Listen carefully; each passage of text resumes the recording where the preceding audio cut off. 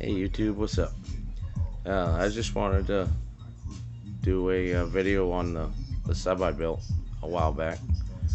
I had a really short video of it, like 8 seconds, but I don't know, I didn't get a chance to do anything with it at the time. I had it installed, but I had to tear my sub out of my car, do some stuff. I figured now would be the time.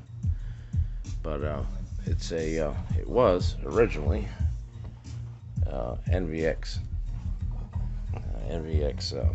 VCW15 and 200-ounce motor. And I separated a spider on that one, so I tore it apart.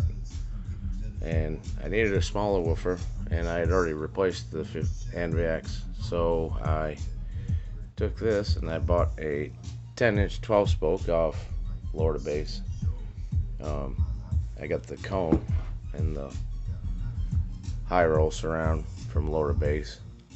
I got the dust cap from PSI, as you can see. I got the spiders, got the dual spider pack, and the coil from Patrick at Robot Underground. It's a quad coil, which I wish all subs were wired with a quad coil, because you can make it any impedance you want, dual 2, dual 4, whatever. So versus being stuck to whatever you've bought, unless you want to do a recone. But I mean, I wired this to dual 2. I thought about putting 4 sets of terminals on it, but I didn't bother because I didn't know how long it'd be together anyways. But it's actually pretty ballsy little sub. It's pretty beefy looking too. It looks pretty tough. That 200-ounce motor looks pretty stout on that little 10-inch basket. But I'm pretty happy with it. It actually thumps really hard. I have noticed that, I guess it's probably just being a 10, that it does struggle like in the really low notes, like with it being in the trunk. When it gets down like the below 30 hertz, it really falls on its face. And I think the box is tuned to mid 30s, I believe. But as soon as it gets up into the mid 30s, it pounds really hard. I mean, it builds some pretty good pressure in a convertible Mustang. But yeah, I don't know. I figured I'd do a video on it. It's not really super stiff. I mean, it's pretty stiff when it was new, but it's just got 2 spiders. It's nothing crazy. But I figured I'd just pound on it, and if it blows, I'll just redo it. The coil that's in it, it's a 3-inch. It was a quad 1 coil, and it's like an inch and I don't know, inch and 5/8, I think it's inch and 5/8 winding width.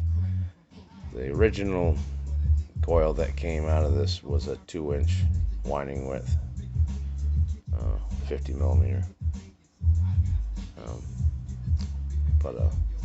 And I was, when I put this one in, that's what Patrick had, and I thought, he said he had it, so I figured I'd give it a shot, and it works fine. I mean, wasn't disappointed with it, and I knew what I was buying.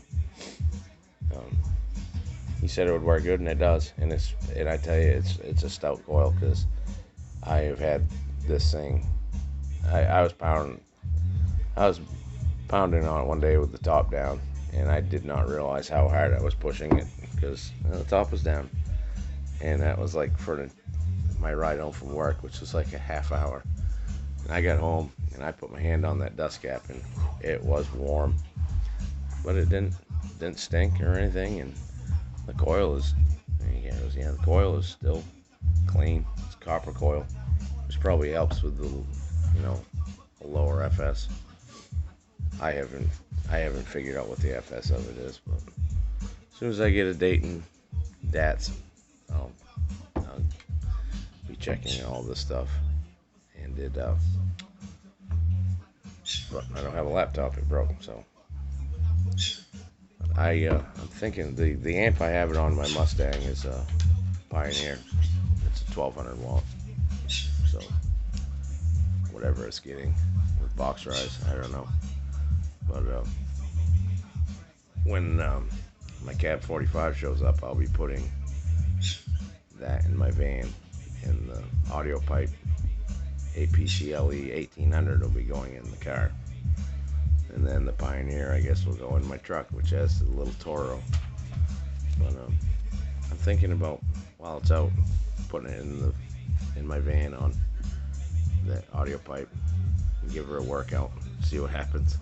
If it blows, it blows. If it don't, it don't. I'd rather it didn't, but that'll be next. All right, thanks. Take it easy.